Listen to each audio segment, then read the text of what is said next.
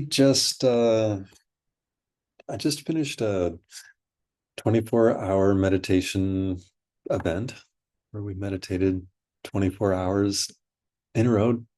I don't know, there's like I don't know how many teachers. I can't remember. 37 or something. Different teachers. And each teacher led a half-hour meditation. And that spanned for the whole most of 24 hours. So it was very cool. It was I had run into this quote by the Panchen Lama. The Panchen Lama lived 600 years ago in Tibet, super famous.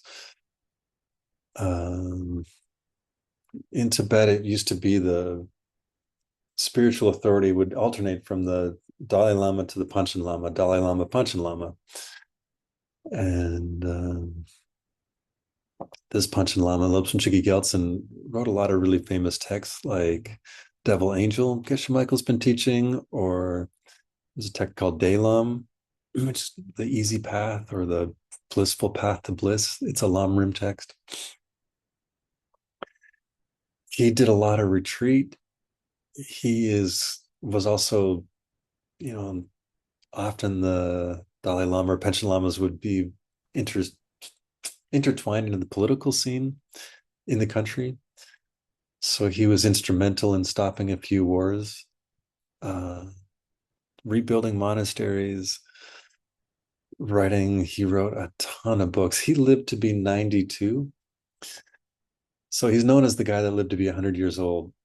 And Geshe Michael always would say, the lifespan at that point was, like 40 in Tibet. And I kind of always assumed Geshe was exaggerating a bit, but I Googled it.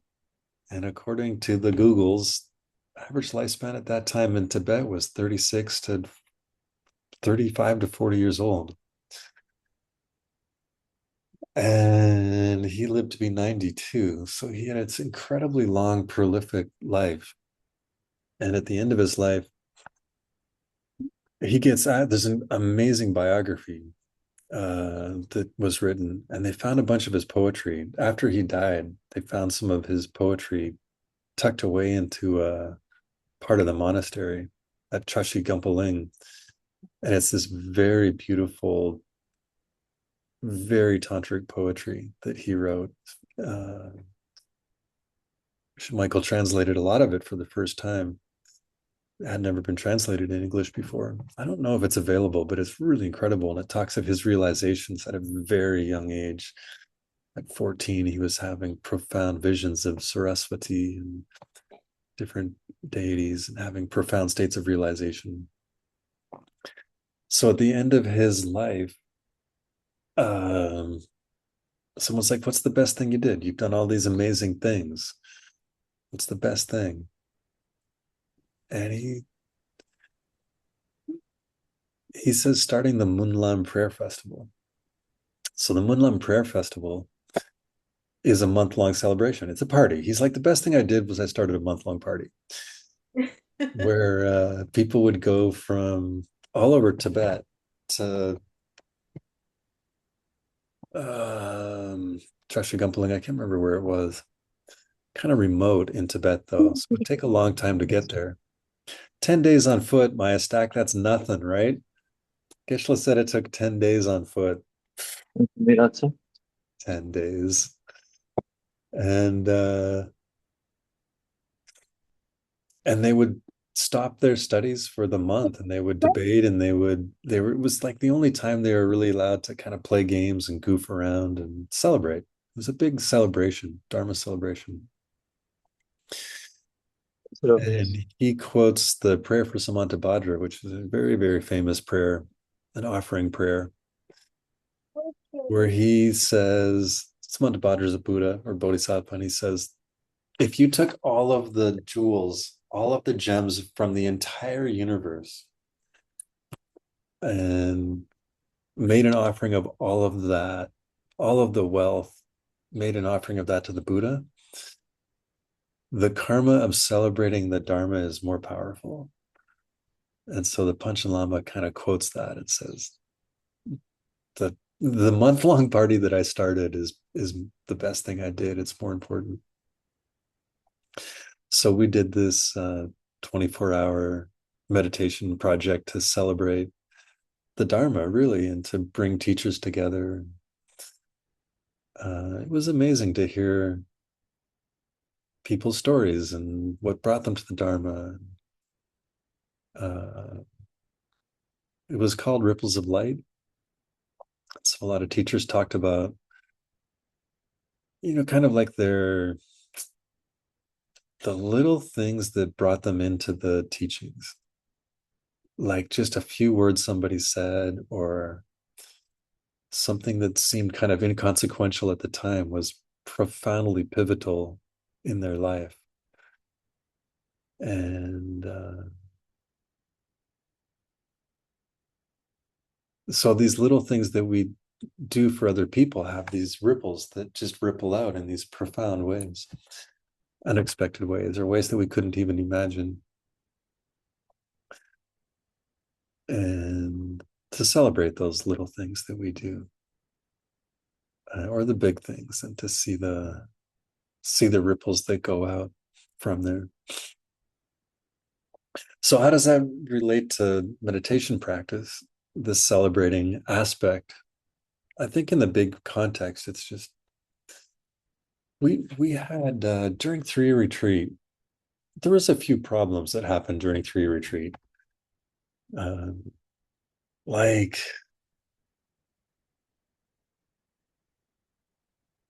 there was a knife incident. Somebody got kicked out. Somebody went and one of the main teachers and her partner went. They left the property and they ended up staying in a tent for months, and he died of exposure. This is in the middle of 3 retreat, so it's pretty heavy.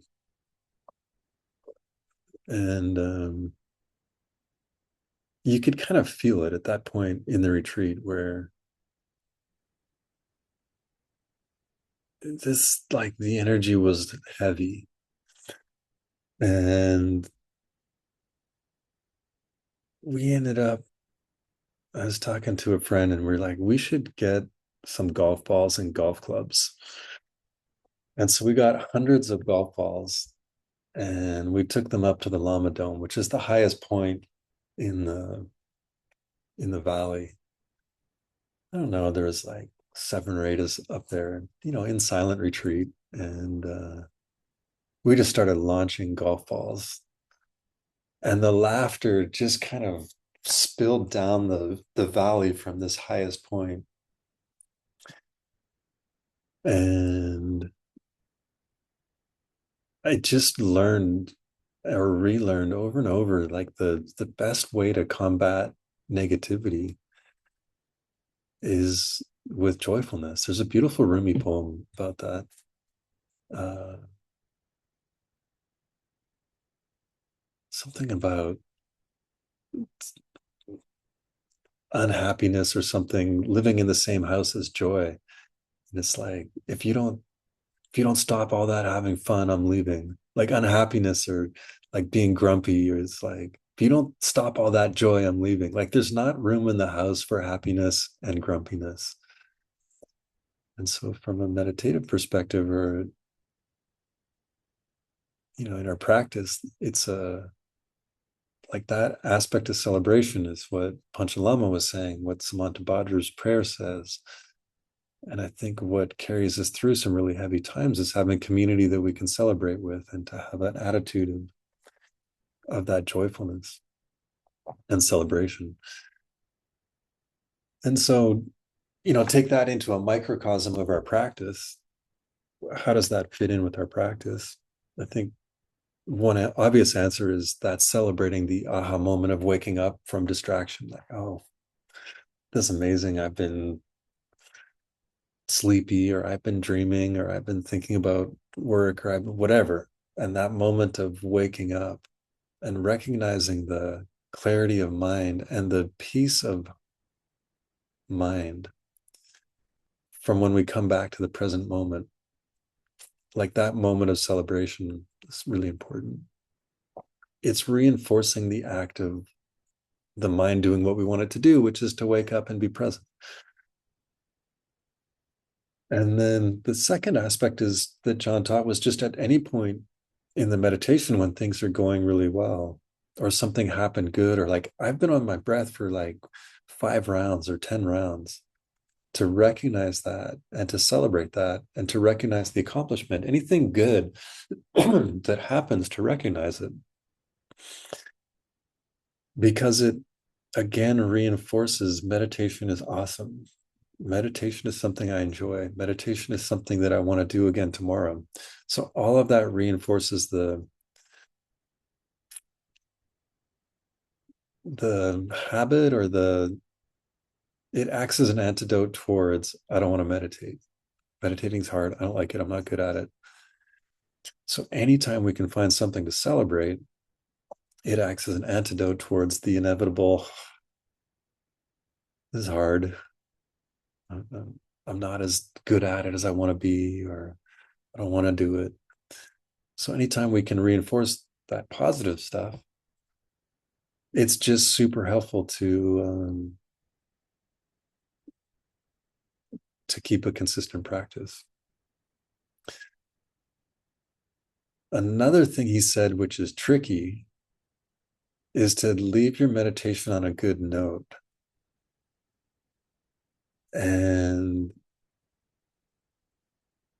there's a time in the meditation where it can feel like, especially I think when we meditate for longer periods of time, where there's a sense of I'm done. And it's just like you pop out of the meditation. And it's like, okay, that's the meditation today. And John said, there's a wisdom to know, like, don't try to get 5 or 10 more minutes in that are frustrating. Like, end on that good note. And that's tricky because there's lots of times where fighting through those 10 minutes brings us to something on the other side that's quite profound. Some of my best meditations ever, the first 70% were terrible. And I just kept going and kept going and kept going.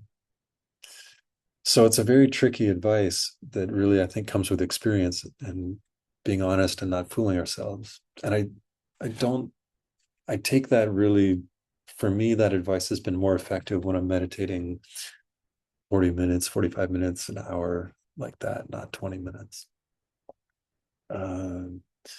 So those are a couple ways to celebrate, or the idea of celebration in meditation. But really, the best way to celebrate and the most important way to celebrate is when it's somebody's birthday today.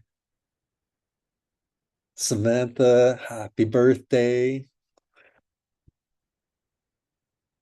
Thank you for being here. Thank you for being part of the crew. I hope you have a fantastic birthday and love you so much. Thank you. Love you. Happy to be here. Yeah, I hope this trip around the sun is stellar. We will refrain from group singing of happy birthdays on Zooms. Yes, thank you. I appreciate that. I thought you might. Sending you lots of love. And with that celebratory spirit, let's do it.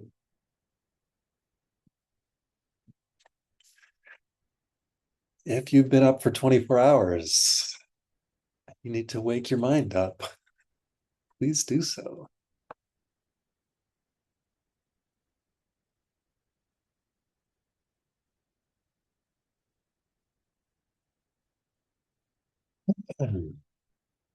And relax.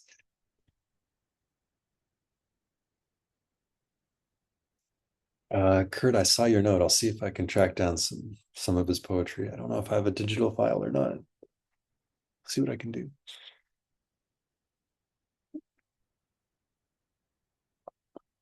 If I do, I'll throw it in the WhatsApp group.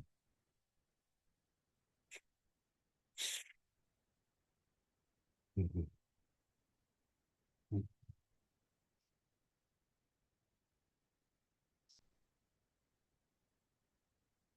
Feel a connection to whatever you're seated on.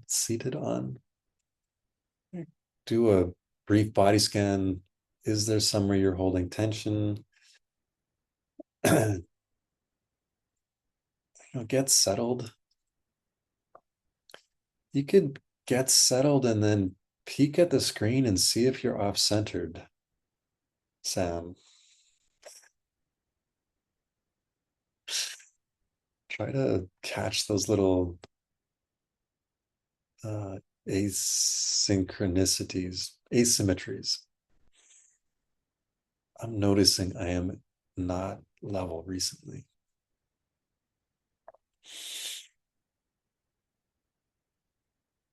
Yeah, quick body scan. Look for places we could be more relaxed, less tension.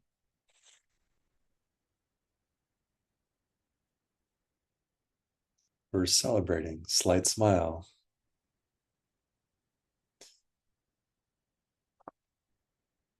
Something fun in your heart.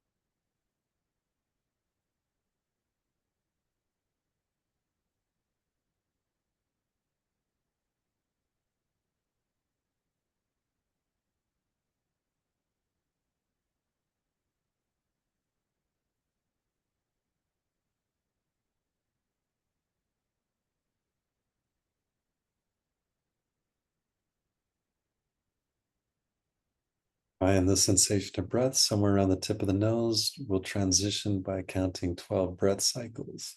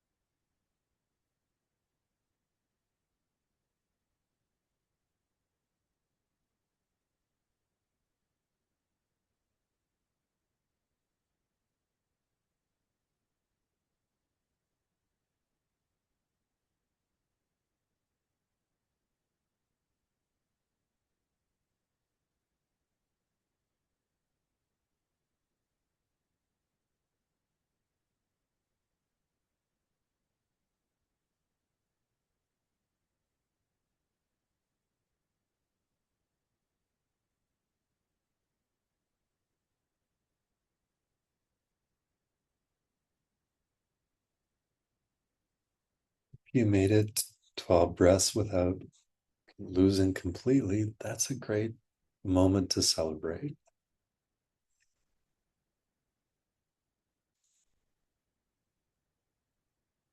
Anything like that.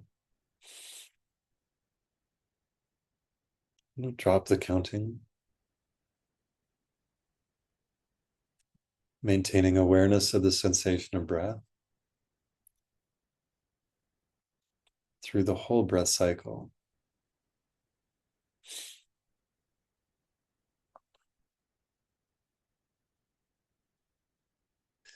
beginning, particularly try to catch the end of the exhale.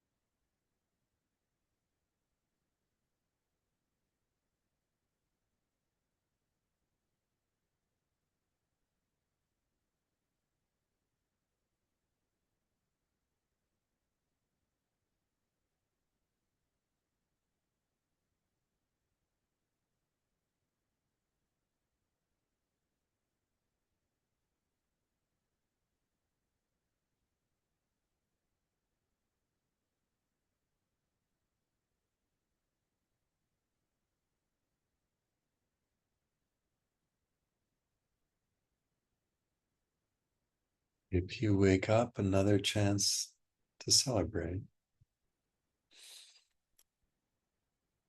Celebrating can be straightening up a bit, a little smile, a little more joy in the heart.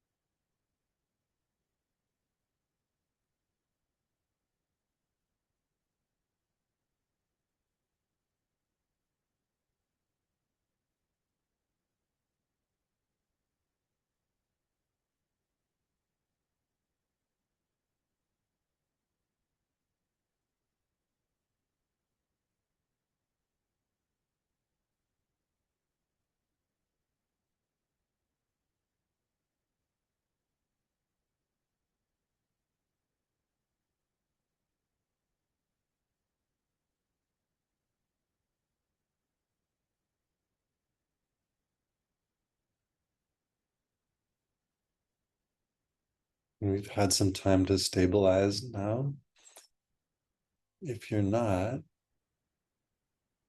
some more intention to follow the entire breath cycle without losing it and string those breath cycles together. So we're maintaining constant awareness of the object from breath to breath to breath.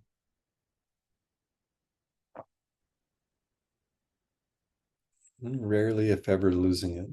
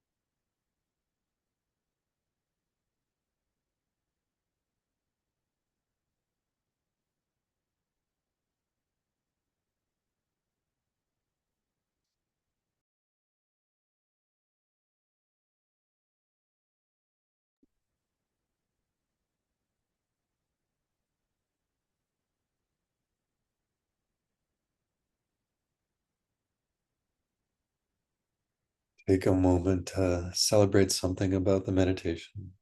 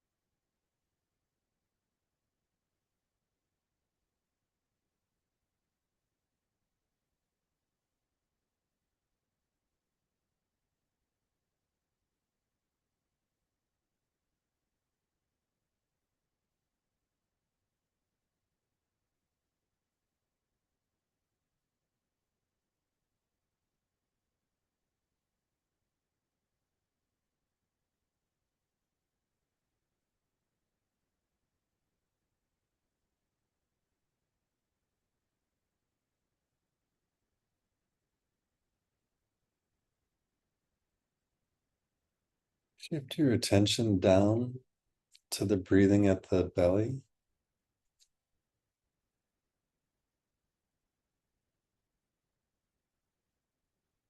Feeling the movements associated with breath at the belly.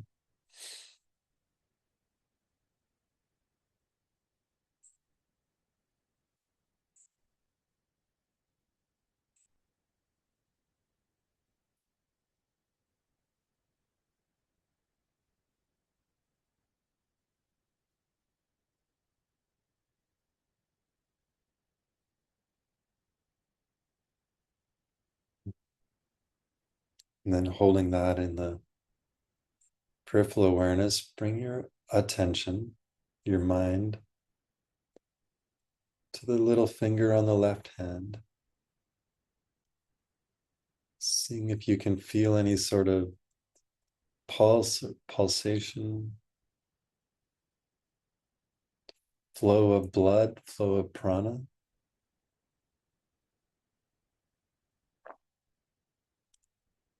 Any sort of movement associated with breath.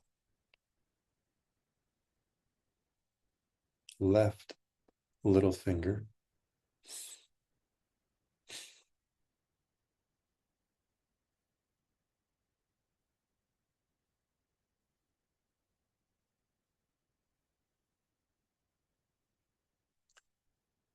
And then left thumb.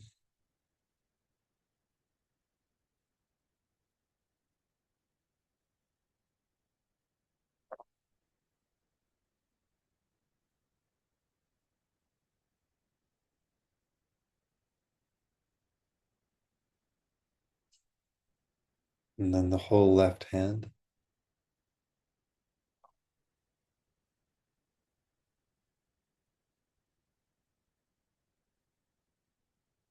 Just observing.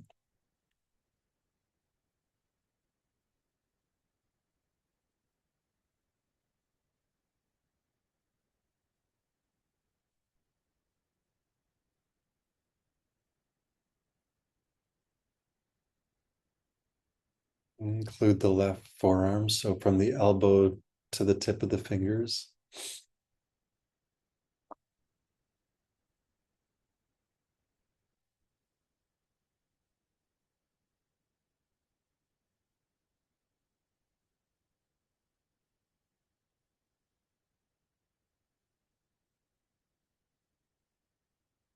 Now the whole left arm, shoulder to fingertip.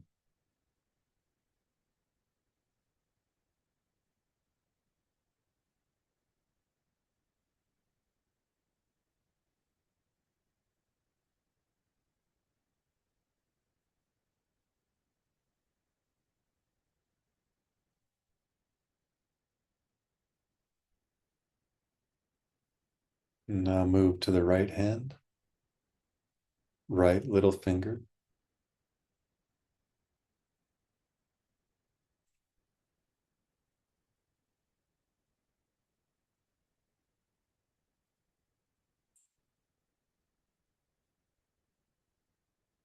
Observing, seeing if there's anything noticeable that you can associate with breath or movement, pulsation.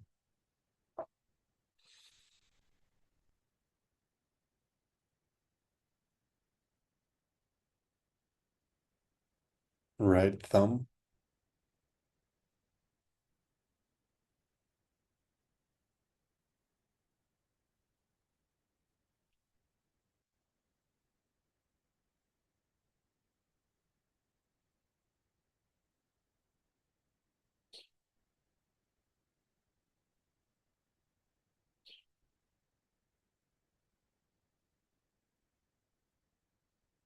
the right hand,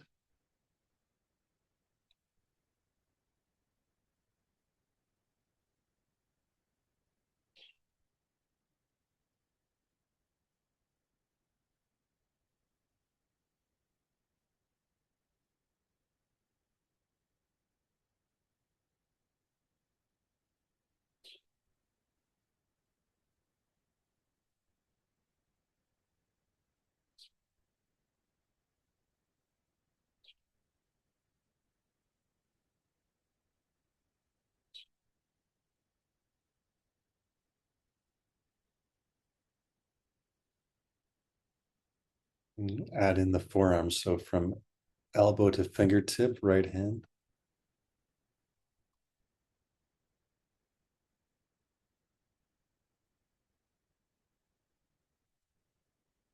The sensation of belly is in the peripheral awareness. We're moving our attention around. Include the upper arms, so shoulder to fingertips, right side.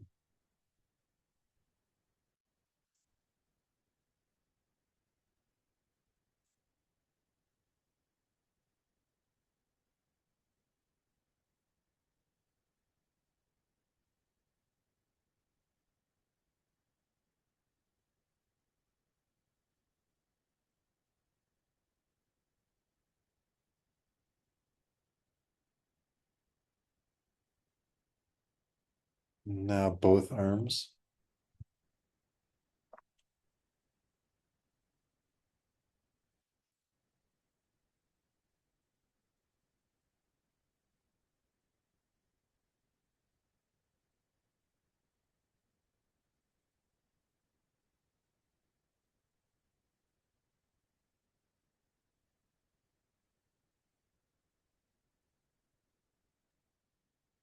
Both arms and the whole upper half of the body.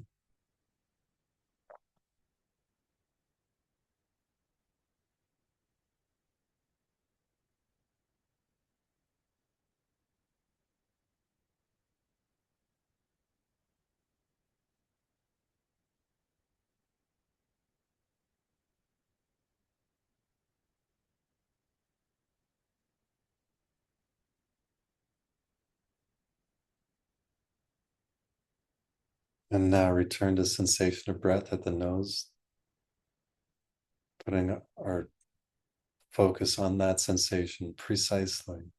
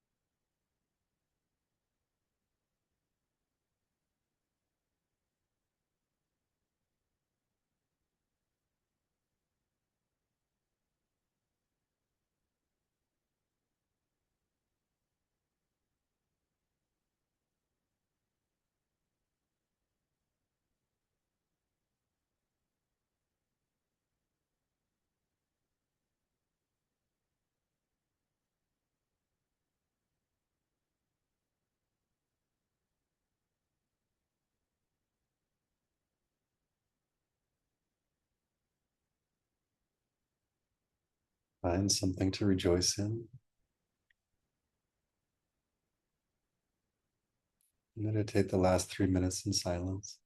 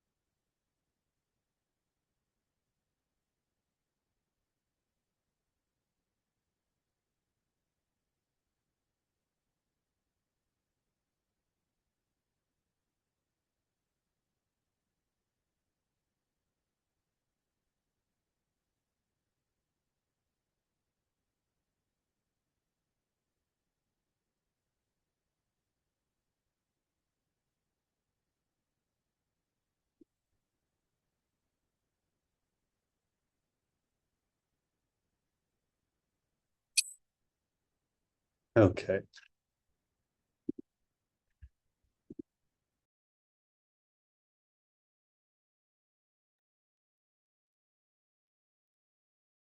One of the meditation.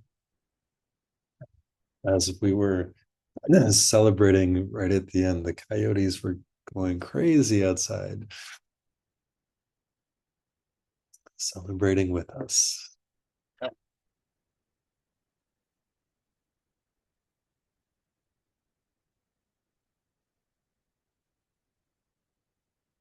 Um, Quick announcement.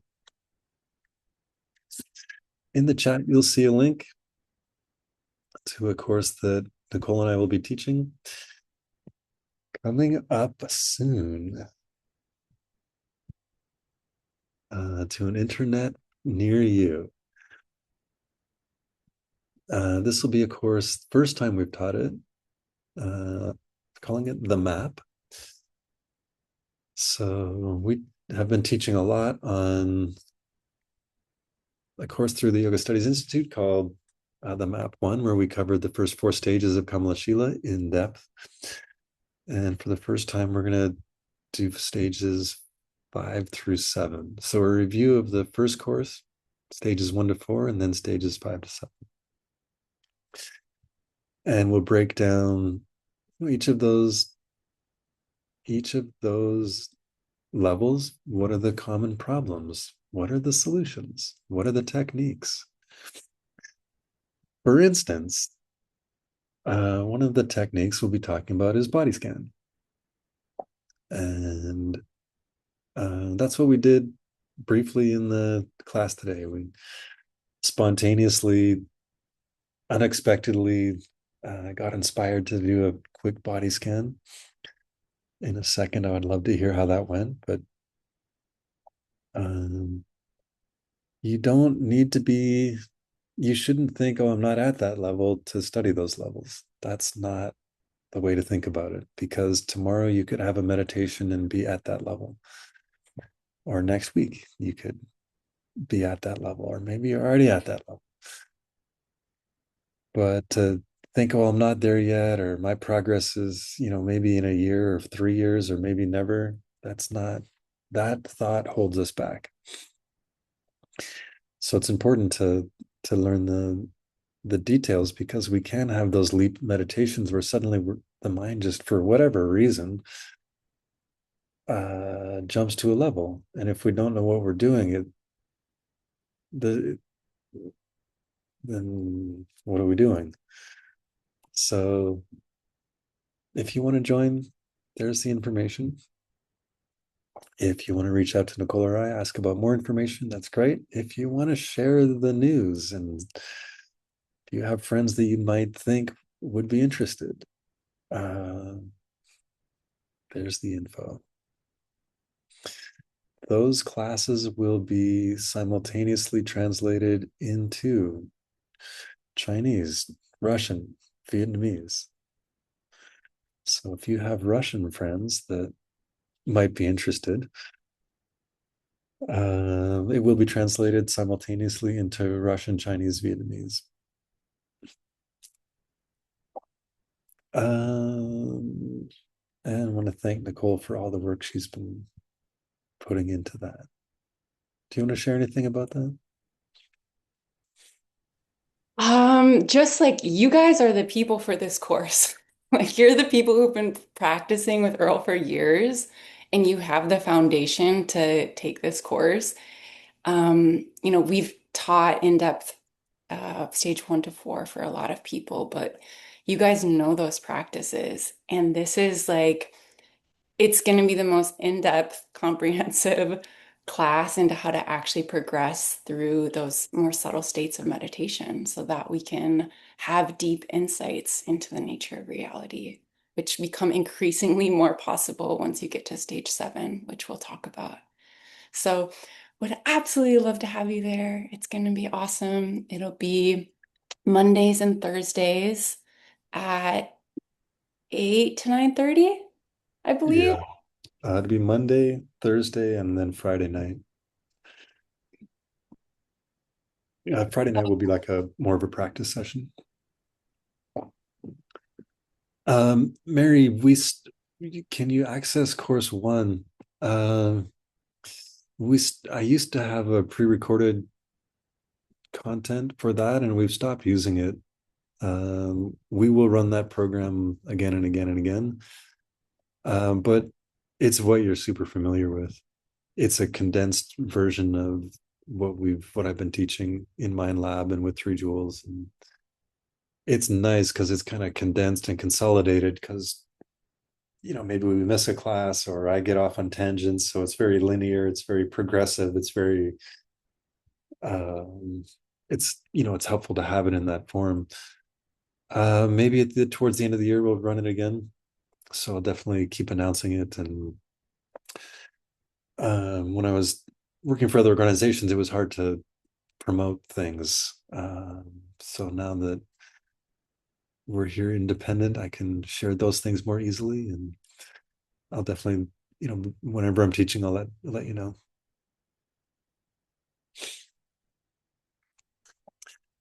Cool. That is the end of class. If you've got to go, please do have a beautiful, amazing, super spectacular day.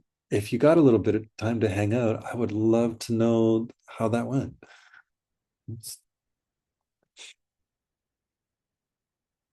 What was the body scan experiment like? How did it go?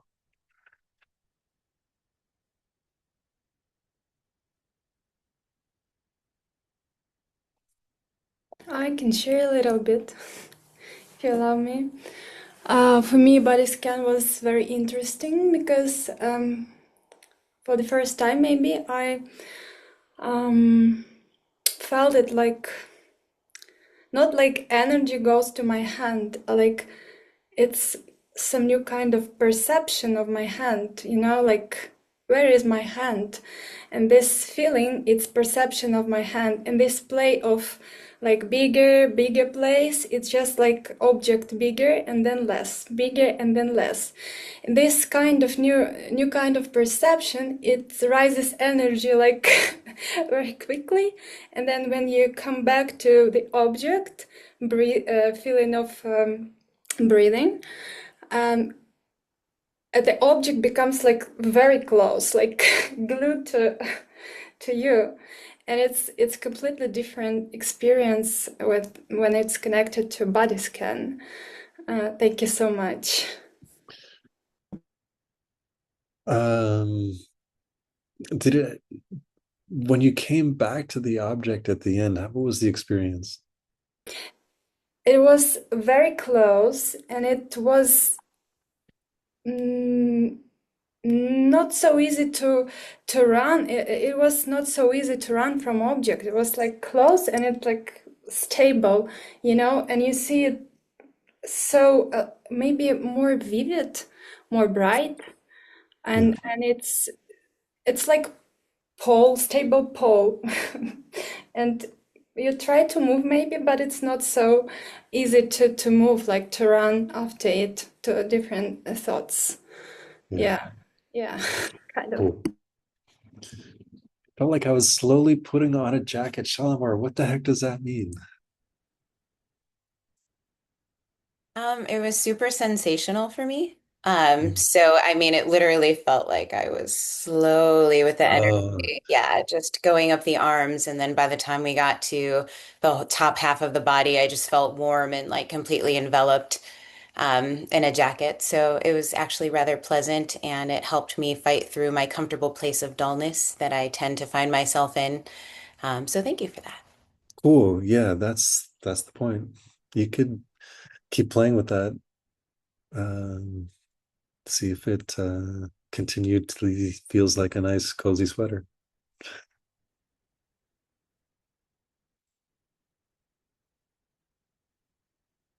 MStack asks, do others have a sensation of breath in the hand, or is it sensation of attention? Is this different from proprioception, body awareness, sensory system? The second question can wait. I can noodle that. But Okay. I'm curious if people, like when I put attention in the pinky finger, there's sensation there, but I don't know if it's associated with breath or if it's associated with the fact that I'm paying attention to that pinky finger. And if that's an either or at all, maybe it's not.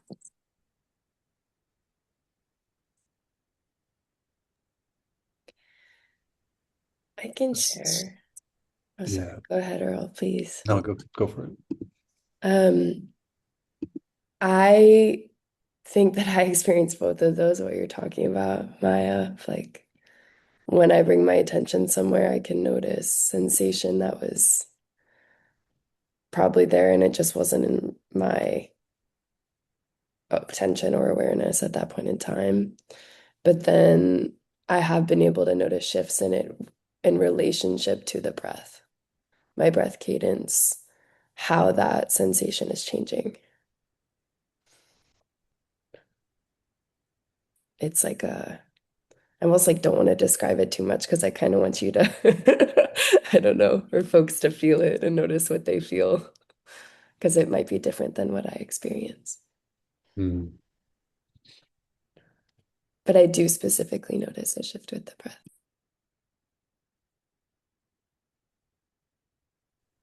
It feels a bit chicken and egg.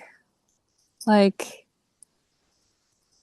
I notice variation with breath, but it feels very lungsam jukpa chikpa, you know, like it feels very much like attention and sensation or touching. And so I'm just curious how people experience that or name that. Mm.